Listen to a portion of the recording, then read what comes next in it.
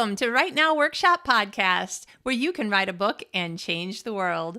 I'm your host, Kitty Bucholtz, and this is episode 115, How the Story Changes, an interview with Shawn Smucker, coming to you on Thursday, December 6, 2018. First of all, everybody who writes nonfiction, yay! I'm really excited every time I can find a nonfiction writer to talk to so that you can get some more help and advice and tips.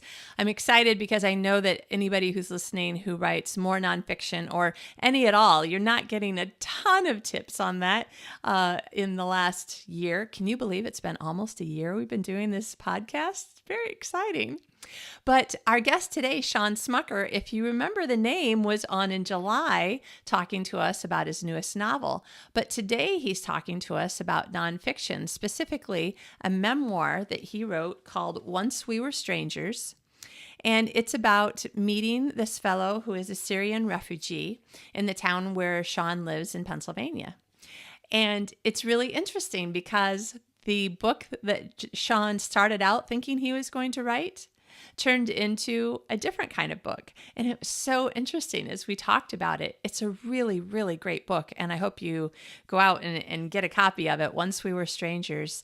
It's so it moved my heart so much. It made me just want to go out and be more friendly to people, which my husband would be like, that is so weird, Kitty. You're friendly to people that don't want you to be friendly, like the cashier at the grocery store. My reply, though, is the cashier at the grocery store was totally friendly back, though. I think she was just waiting for someone to be friendly to her. So anyway, it really moved me.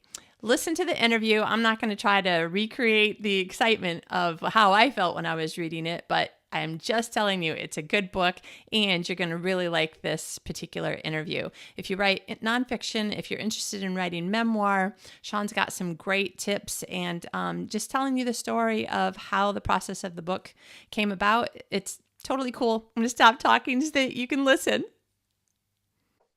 Today's guest is Shawn Smucker. Shawn is the author of Christianity Today's 2018 fiction book of the year, The Day the Angels Fell, and The Edge of Over There, the sequel that released in July 2018. He lives with his wife and 6 children in Lancaster, Pennsylvania. Welcome, Shawn. Hi, Kitty. Hello. It's good to have you back again. Yeah, it's great to be here. Thanks. And it's funny because like you were on the show just in July. You and I are talking in November. This will probably come out in December. But so it's kind of funny that I'm interviewing you about 2 books coming out in the same year. But I can't think of how it came up in conversation. And I was like, what? You write nonfiction too? Yeah. Tell me about your new book. Yeah, so the new book is called Once We Were Strangers. It's a story of really how I came to have a friendship with a Syrian refugee here in Lancaster. And it started off when I was doing some volunteer work for Church World Service, and that's kind of what connected us. Wow. It is a stunning book. I just happened, for anybody who's watching on YouTube, to have a copy of it right here. It's also got a beautiful cover. This book is so interesting. Like, I could not stop reading. I was like, well, I could finish the book and not take a shower, but I probably should take a shower. So, so tell us, how did you get started on, because I don't think I'm like 15 or 20 pages from the end. It's killing me not to know the exact end before I talk to you. But in general, I know that, you're friends. Yay. But so when I was reading the book, I was thinking that you didn't really say how exactly you got involved in writing his story. Mm-hmm. And it sounded like you were going to write his story and it ended up to be more of your joint story, that maybe you didn't know that was how it was going to turn out. How did that happen? Yeah. So when I first met Mohammed, I had been doing some writing for Church World Service, mostly for asylum seekers who were here in Lancaster and a couple of refugees, just doing spotlights on their stories. And it was at that time in 2016, I guess, when everything started really going bad in Syria, and there was kind of a national fascination and wanting to help. And I felt that same desire. And so when I met with the folks at CWS and said, do you have any Syrian refugees? I'd love to meet someone and see if there's anything I can do to help. And so they introduced me to Mohammed. And I remember in our first meeting, something that just sticks out to me. When we first met, I kind of had the idea for the book, but we had no guarantees, that we would get a publishing deal or anything like that. And we were sitting there and I was trying to explain the process to him. We had a translator at that point. And I said, Mohammed, I just want you to understand that the book is not for sure. And so it may be that nothing comes of this, nothing comes of our meeting together. And through the translator, he said to me, that's impossible because we're friends now. It's impossible for nothing to come of this because we're friends. And I remember that had such a huge impact on me because I didn't even know this guy. And I thought, I was concerned going in that maybe he had been sort of jaded by the anti-Middle Eastern rhetoric in the US and that, maybe he wouldn't like me or he'd be very skeptical of me. But he wasn't. He was so gracious and welcoming. And that was really just an introduction to me of what my friendship with Mohammed would be like, because he continued to be that way, so welcoming, so open, so hospitable, from there on out. So it was quite an interesting experience. And it's been a great time for me. Wow. That must have been like, I don't know at what point that you kind of started realizing like you're getting way, if you don't mind me saying, it's like you're getting way overblessed in this. Yeah. And, I think that was the other part of your question about, when did I realize it wasn't just going to be a story about Mohammed?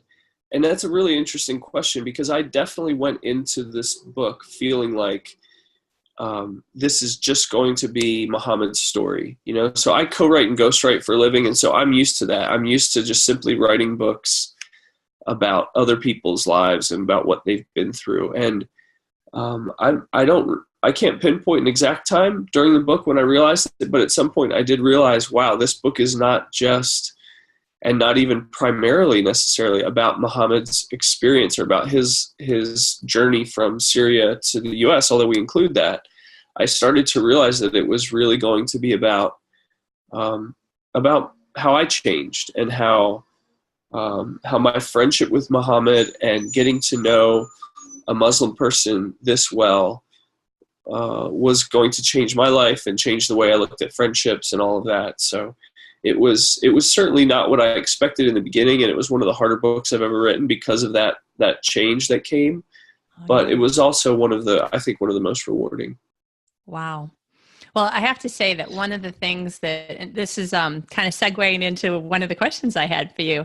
One of the things that I found so interesting about reading one of your novels just a few months ago, and you have a really elegant but simple writing style that I really appreciate.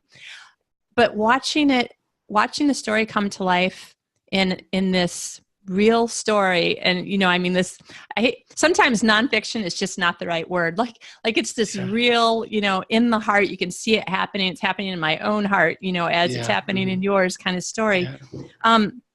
The simplicity of your storytelling seems to even more enrich the emotional element that is almost foundational in, I don't know, I just feel it more in your writing. There's something about it I can't quite put my finger on, and I wonder if you know what I mean, or if it's just kind of the way you write and you're not really sure how that happens. Well, it's very kind of you to say that. I think part of the simplicity did come up out of the story, and it was something that it took me a little bit to embrace, because I did really honestly envision this as sort of an action story in the beginning. Like I thought this was going to be about Mohammed dodging bombs and, barely surviving the border crossing and living in, some kind of a violent refugee camp. And so I think a lot of the simplicity that you feel from this comes from the fact that it is such an ordinary story. It's, maybe ordinary isn't the right word, but it's just a story of life. It's a story of friendship. And I think in many ways, those are really simple themes that, even though they're deep and there's a lot that I think we need to talk about when it comes to friendship and community and welcoming in the stranger. I think they're also just really kind of simple things. And so, yeah, I know what you're saying, and I think that was part of the reason that came through. Yeah. It seemed to me that it was also, on purpose or not, channeling the simplicity that Mohammed seems to be saying, that his life is loving his children, taking care of his family, working hard, and drinking coffee with his neighbor. That seems to be what he values in life. And I think that somehow that comes through to me and makes me think, oh yeah, do I value it the same way he does? Is there any way I can slow down and enjoy that more? Because he's really enjoying his life this way. Yeah, that's so true. That's such a good point. I mean, I think that was part of it. I think Muhammad's desire for a simple life, his desire for just happiness and peace and things that I think we really take for granted here a lot is, the idea, I think of it now, but I didn't think of it before Muhammad, but this idea that I can get in my car and drive, 1,000 miles to Florida to see my family in a couple of days. And I don't have to go through checkpoints. I don't have to worry about violence. I don't have to worry about, some faction of rebels that maybe has blocked the highway. I mean, we just take so much for granted here in the way that we live our lives and the everyday things that we do. And so, the fact that my son can walk a mile to his high school and I don't worry about it. For a lot of Syrians, a lot of Middle Easterns that move here, even to Lancaster, when they first discover that there's not a busing system in the city, unless I think it's 2 miles away from the school, that's really hard for them to understand that their kids can be safe walking that far to school. And so, yeah, I think the simplicity of his desires for life and the things that he wants are just, I think they did come through. I think you're right. Yeah. And yet it's funny because since I have a different experience of life, I was thinking about the things like constantly having to stop and use the translation app, or asking someone, can you read my mail for me? Is this real mail or junk mail? I don't know what it says. I only recognize that word means and that, Yeah. So there were other things too that I was like, I've been feeling more so since I moved to Sweden, even more so than living in Australia or New Zealand. The feeling of being an immigrant and just my heart feeling so much more, I don't know, just full and sympathetic, but empathetic, really, to what it's like to be a really highly educated person who used to have, this kind of a life. And now you're someplace where people don't know anything about you, and it's only their own kindness or not that will help you get through the day. Yeah. Oh man, I tend not to discuss too much religion and politics in terms of being divisive on the show. And so I won't do that. But this is a very timely book as far as what's going on in the world, what's going on in the United States, our feelings towards immigrants. And Sweden has a ton of immigrants. So I actually feel very kind of part of a crowd, even though I'm not technically immigrant. I'm here for a job, but it's very interesting, like the different ways that different countries, governments, or just neighbors look at the idea of someone coming in who is other. Yeah. It's interesting. It's so interesting to me that this idea of helping, especially refugees, but also immigrants, has become such a political issue because, for the last 40 years, it really hasn't been.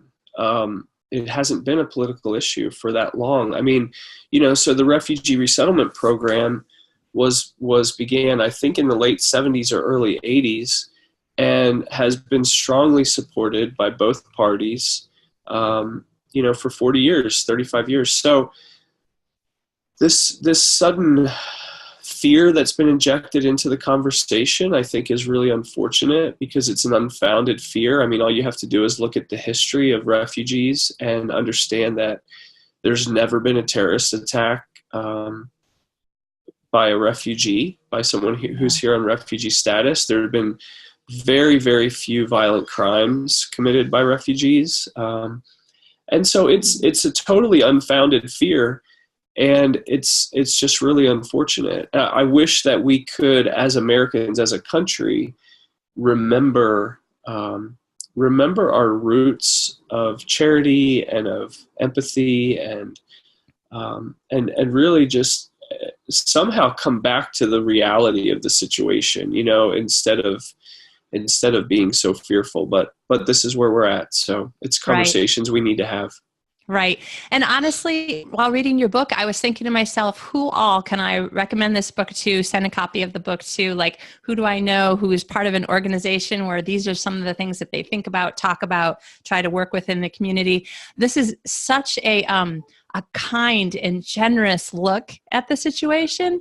And I love the idea that, well, I don't know, again, if you like meant it to be this way, but by the time you get to the end of the book, it's a story of two fathers who grew up in opposite ends of the world and are very, very similar, despite what the world looks at as being very different.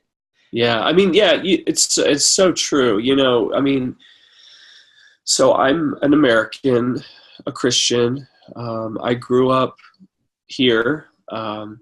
And then you have Mohammed, who is Muslim, Syrian, grew up there. The world would very quickly pit us as enemies and as, people who are on the opposite ends of the spectrum. And yet you're right. I mean, we couldn't be more similar in the things that we really want in the world and the things that we want for our kids and for our wives and for our families.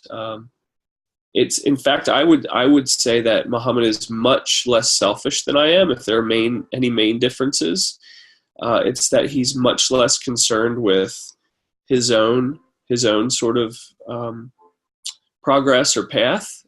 He's much more concerned with the prosperity and peace for his boys, and part of that is because of what they've been through, I think. But yeah, I mean, it's amazing how similar we are, and I wish that everyone could realize that, that no matter how different you might feel from, the El Salvadorian immigrant coming through Mexico, or the Syrian immigrant, or no matter how different we might feel from them, we're so similar. We're so similar. Yeah. It's a great book. I have to say, for everybody listening, Once We Were Strangers, I strongly recommend you go find it and read it, because it'll make you look at your own life and ask yourself some questions, which I love. And so let's move into the writer side of it. As a writer, I mean, that's probably most writers I know, particularly people like you, who this is your profession.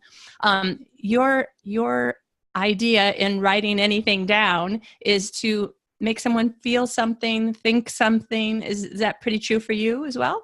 Sure. I mean, I think with this story, I wanted people to see the truth, see a small example of someone who's coming here, and to understand that 99% of the people who come to the U.S. are exactly like Muhammad in their desires and in their place in society and all that. So I think that was probably my main goal, was to say, hey, look, if you're responding to the media and you're hearing what people are saying and you're afraid, here's a real true story of someone who is very representative of refugees, and hopefully this will help you have a more realistic view.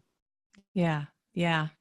So as a writer, tell us a little bit about the process when you're getting ready to start a novel versus getting ready to write something in nonfiction. So when I was reading The Edge of Over There, which is this just wonderful kind of, it's whimsical, but it's an action adventure, and I don't know how to describe it. I love The Edge of Over There. It's the book that we talked about in July. If anybody wants to go look at that episode, it's one of the July episodes. And that book made me just want to stare out the window and stare at the sky and the clouds and daydream and just think about, those creative thoughts that turn into something on paper eventually. But when I'm reading your memoir, I'm thinking, oh my gosh, these are such powerful words. Like, I want to change the world. It's the tagline of my Right Now workshop and podcast, write a book, change the world. I totally believe it. I believe it no matter if it's fiction or nonfiction. Mm-hmm. But do you come at it from a different mindset, or how can we help listeners who maybe are thinking about writing one or the other, or are like, when is she ever going to interview someone who writes nonfiction? Today's my day. Yeah. So I think when I start writing a novel and when I begin that process, for me, it's really about trying to discover what I don't know. Like, I feel like there's something there, whether it be a world or a character. So I think for me, it's about trying to create or trying to discover this thing that I know it's there, and I'm trying to find out more about it. So it just involves going deeper into my imagination, and I love that. Like, I love the sense that there is already a story there. I just have to discover it. Whereas for me, nonfiction is much harder. It feels more like work to me. I enjoy it, but it still feels more like work because I don't feel like I'm quite as free to just sort of explore around. For me, it's more about it's more tangible, and so I feel like I have less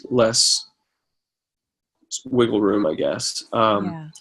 So with writing, Once We Were Strangers, it just takes more time with Mohammed. It takes more interviews. It takes more research, and that's I enjoy the writing, but that upfront part is a little bit more hard work. Whereas for The Edge of Over There, it's sometimes it can be a little bit more elusive because I'm thinking, oh, what am I missing? Like, what is it about this character that I haven't quite discovered yet that will clear everything up or that will lead me into the next part of the story? But I don't feel like it's something I can research to find. I feel like it's just something I have to go deeper into my imagination. Yeah. Does that make sense? Yeah, it does. I would think, based on, my own view of writing fiction and nonfiction, there's a certain amount of, I have to be careful not to play with this too much so that I don't distort truth into somehow making it not quite true. Not even in facts, but to make the I don't know, not the emotion of it, but the somehow distorting the truth. I don't know how do you say that about? No, you're right though, because I feel like, with Mohammed's story, it would have been very easy for me to try and emphasize the drama and to make it something that it really wasn't, to turn it into an action adventure escape story. Now, sure, there are elements of what he did that were not safe and elements of things that his family went through that were dangerous. But if I would have really played that up, I think the story would not have been true. Right. Yeah. So yeah, I agree with that.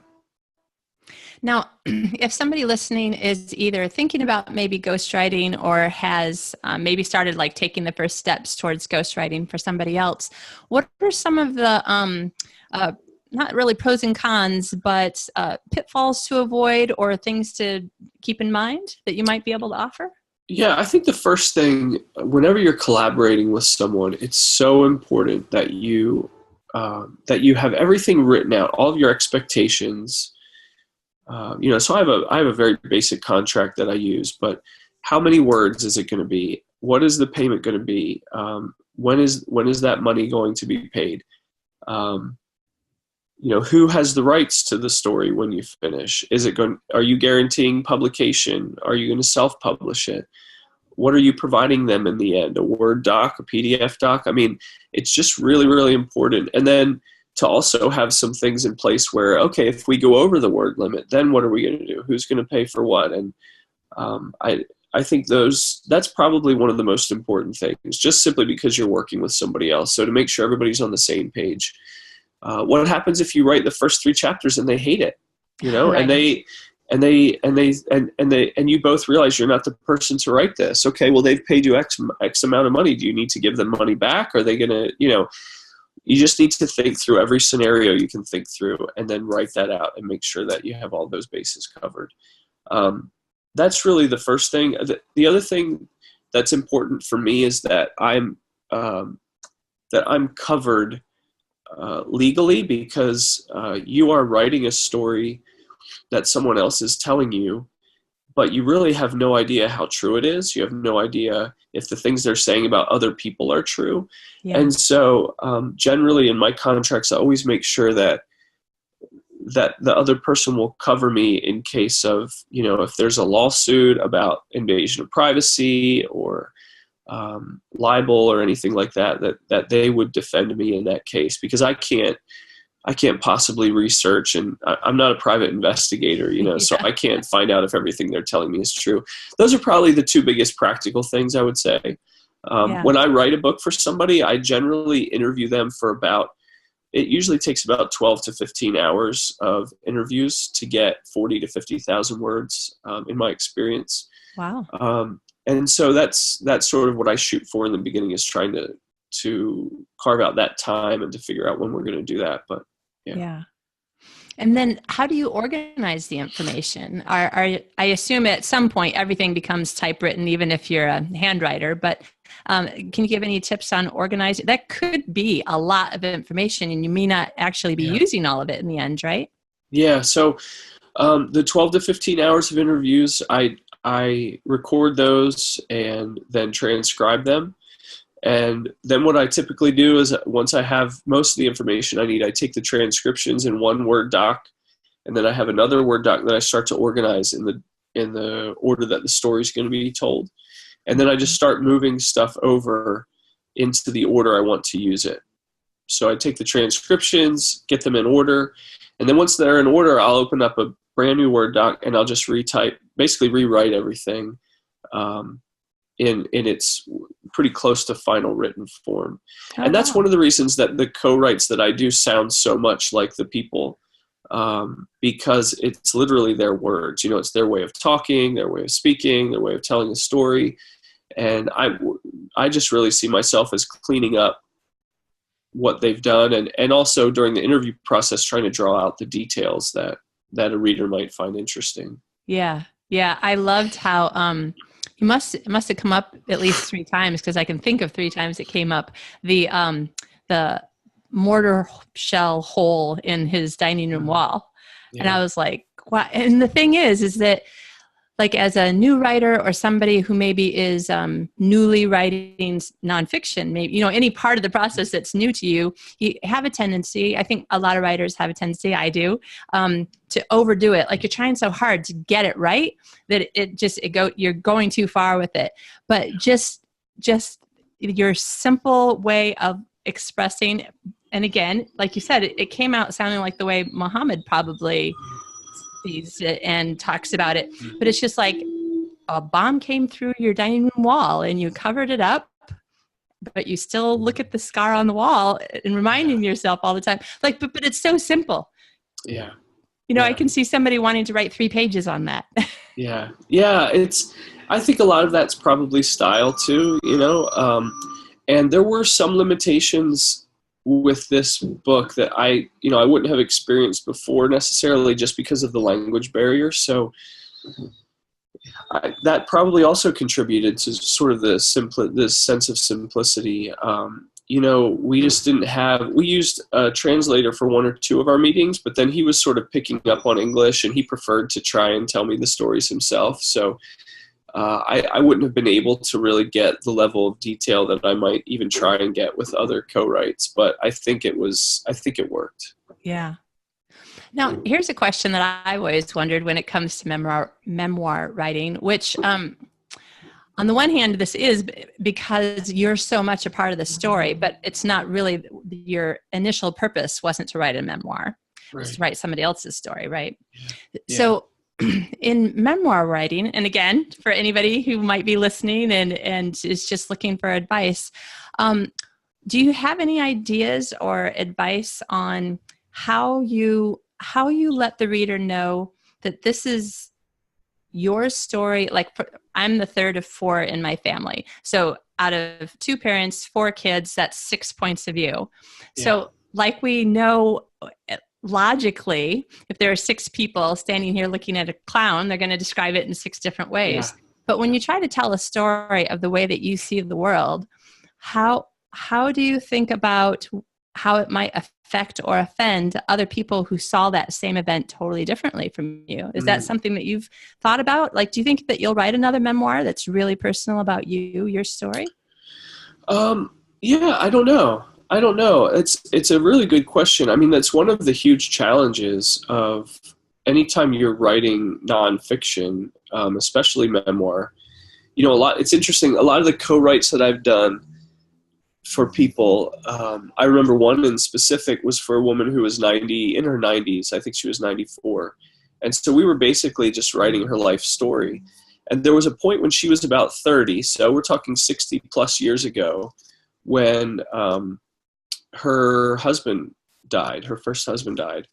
And she had very specific memories about what had happened that day and, how it had gone about. She had taken her son to his baseball practice, and then she had driven down to the marina, and that's where she found the news that her husband had had a massive stroke. And she got into the ambulance, and they drove to the hospital. Well, her son, who was like 9 years old at the time, maybe eight or 9, and now he's in his 70s, or maybe 70. Now he was saying, "No, Mom, that's not how it happened. I was with you when you drove to the marina. I remember standing there at the edge of the water and looking out at the dock where Dad had, had his stroke, and they were working on him." And she was like, "No, you were not there." And so it was a very interesting lesson to me in this idea of perspective and how we just see things differently and remember things differently, especially the more time that has passed. The more likely it is that you're going to remember something very, very different. My wife and I recently had a situation where some friends of ours said, "Do you remember when we did this, when we went," I can't remember where it was, but we went somewhere with them, and I have zero memory of it. I mean, this was, probably 15 years ago for a day or for a weekend. And I just find it so strange that memory would not be anywhere in my brain, that, something that I went somewhere with other people and we did things, and I have zero recollection of that. And so I think with memoir, it's just very important that when you're writing it, that you approach the writing of it with a lot of grace, a lot of mercy, a lot of humility, understanding that our memories are not solid state things that get filed away in our brain and then we go back and pick them out and look at them. Memories are actually tracks that are worn as we continually think about a past event. And so we change that track basically to our whim. Like, we think that our memories are solid and that they represent hard facts, but they really don't. They really just represent how we want to think about something. So I think, with memoir, I think it's just really important that we remember that as we're writing. Yeah. I don't know if I told you the last time that I interviewed you, but I'm such a neuroscience geek. Is that right? Yeah. If it had been a thing when I was 18, there would have been no question what I was going to do. Oh, wow. That's so cool. So I'm listening to you and I'm thinking, yes, exactly. Because you're a constant use over a certain path of your neurons firing just makes that path, wider and stronger. And the first time that I really realized that I was a little bit afraid of writing any kind of memoir thing was when I realized that what looks like a memory in my head of something that happened when I was a toddler, and I know for sure that it's not a memory, it's a story that was told to me over and over and over and over again as a child. Yes. And I was thinking that, that 70-year-old man could have had the story of his father's death told to him, and then at another day been standing at the dock and thought that at some point those 2 days were the same day, So true. I totally get that, because I start recognizing things in my mind going, wait a minute, is that really true? Or is that the way somebody else has told you, or the way Yeah. that you now want to believe it to be true? You know, you Yeah. don't necessarily want to believe bad things, or if a lot of bad things have happened. At one point, I realized that almost all of my memories of my father are bad ones, but only because they were so strong. And I was like, I really need to focus on trying to dig up Interesting. more good memories so Yeah. that I don't have only bad memories of a person. Yeah. That would be just Yeah. sad.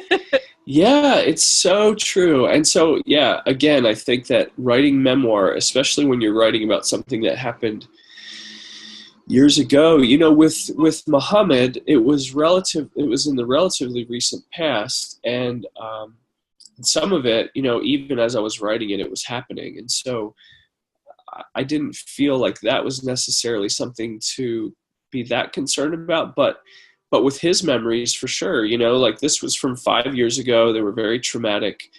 And so it's possible that, some things were not remembered exactly as they happened. And I think that I'm not really sure exactly what to do with that, but I think we just need to be aware of it as memoir writers, as nonfiction writers, and to keep that in mind.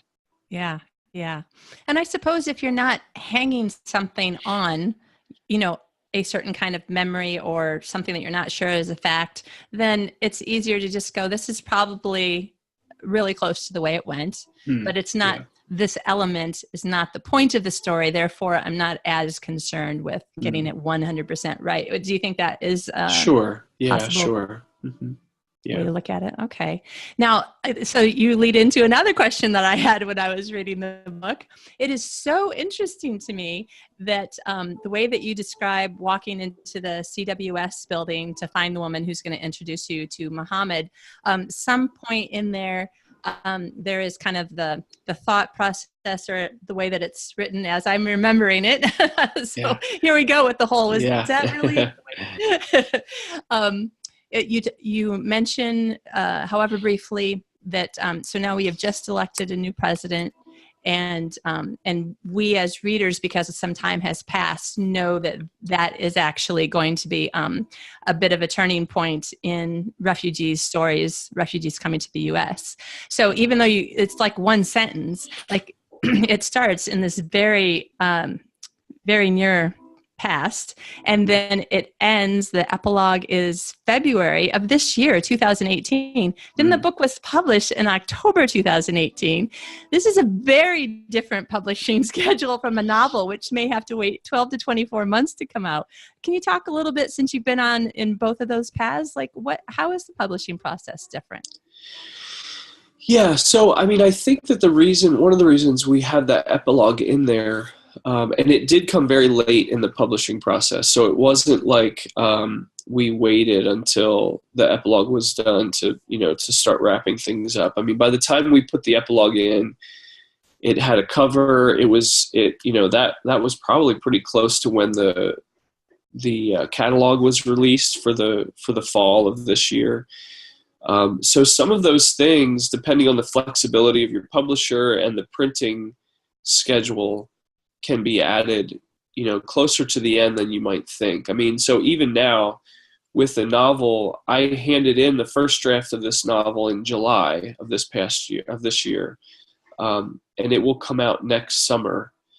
But we're still kind of furiously pounding through edits and making some changes and adjustments. And so I think that 1 to 2 years, it does depend a little bit on your publisher. It depends on how smoothly the editing process goes. And we got to the end of the editing process, and my editor, Kelsey, just felt like it would be really nice to have something there at the end. So that's how we threw that in. But it was definitely last minute, and it was definitely, if once I wrote that and it was in, it was like that was it. It was in, because we couldn't really make too many more changes at that point. Yeah. So the mostly final version of the memoir, Once We Were Strangers, so that was probably done except for the epilogue by about when, do you think? That was probably about let's see. I usually have to submit that about a year ahead. Okay. Fiction or nonfiction, yeah. Mm-hmm. So I think I submitted that last winter, November-ish. Yeah. October, So November. so maybe the process isn't, the timeline isn't necessarily that different. You just knew that there was going to be, probably the book designer was holding a Hmm. space of X number of pages, and Yeah. Yeah, okay, that's true. That's true. I haven't seen that much of a difference in the timelines between fiction and non. all right. Well, that's good to know. That's interesting. Yeah. Yeah. It certainly is. It's very interesting to read a book that has, anything, even if it's a couple of pages. That's like, wait, that was just a couple of months ago. That's so Yeah. interesting. It feels like the story is even more immediate. Yeah. Yeah. Oh, wow. This is really interesting. I like talking about the differences between things and helping people who might want to do one way or the other, or maybe there's people like me who are interested in both and seeing how Yeah, it works. definitely. I think that's something that, I don't know, I feel like we're maybe these days we're really encouraged to sort of specialize or, pick one and really focus on that. But that's something I feel really fortunate about in my experience, that I've been able to do YA fiction, and now I have nonfiction, and next summer I have just a regular novel, a standalone for adults coming out. And um, I think that it's helped me as a writer to try and work through these different genres, and sort of gives me a chance to see what sticks with people, which style are people really enjoying or most interested in. And so, yeah, I would encourage people just to try different stuff, because you never know which you might really fall into. Yeah. And I'm sure that there's a lot of stories. I know that I read some. I can't think of, which. I read all the stories about, the writer's call from an agent or the call from a publisher. So, Yeah, but I yeah. know that I've read stories where, they wrote this kind of book and this kind of book and this kind of book and submitted them. And maybe the first one or two different styles or genres or whatever they wrote didn't hit a nerve with somebody. But then this next one, that's the one that got the agent and the publisher. Hmm. And Yeah, yeah, yeah, so interesting. I love talking about yeah, writing. yeah. Me too. Oh, well, do you have any last thoughts on this process or this book or? um, I don't know. I was hesitant about writing this book for a couple reasons. I don't enjoy talking politics with people, and I was concerned that this would kind of open up a can of worms that I maybe wasn't prepared to deal with. But now that I've done it, and I've had some really good conversations with people, and I've actually gotten emails and messages from people who've said, I gave this to um, some relatives who are very, very conservative, and they're thinking about immigration and things like that. And she said they came around, like it really challenged their thinking. And so that's really all I wanted, was to continue this conversation and to challenge some of the thinking that's out there, and the thinking that maybe we've absorbed about the Yeah. topic. So yeah, so I just hope that people will share it, and if they find it compelling, then that's great. If they don't, then that's fine too. But it was a good process for me, and I think I always encourage people who have any affinity for writing, you know, to process their lives through that. Because, for me, processing my friendship with Mohammed through writing has brought so many truths to the surface that I wouldn't have held on to, if I wouldn't have written it down. But now that I have, I feel like I have these solid things that I can take with me. So Yeah. And I don't think that I could possibly be overstating the case to say that the process that you went through and your conversations and time spent with Muhammad and his family have had to have had a massive, loving, positive, welcoming impact on him and his wife and his 4 little boys. Well, not so little anymore.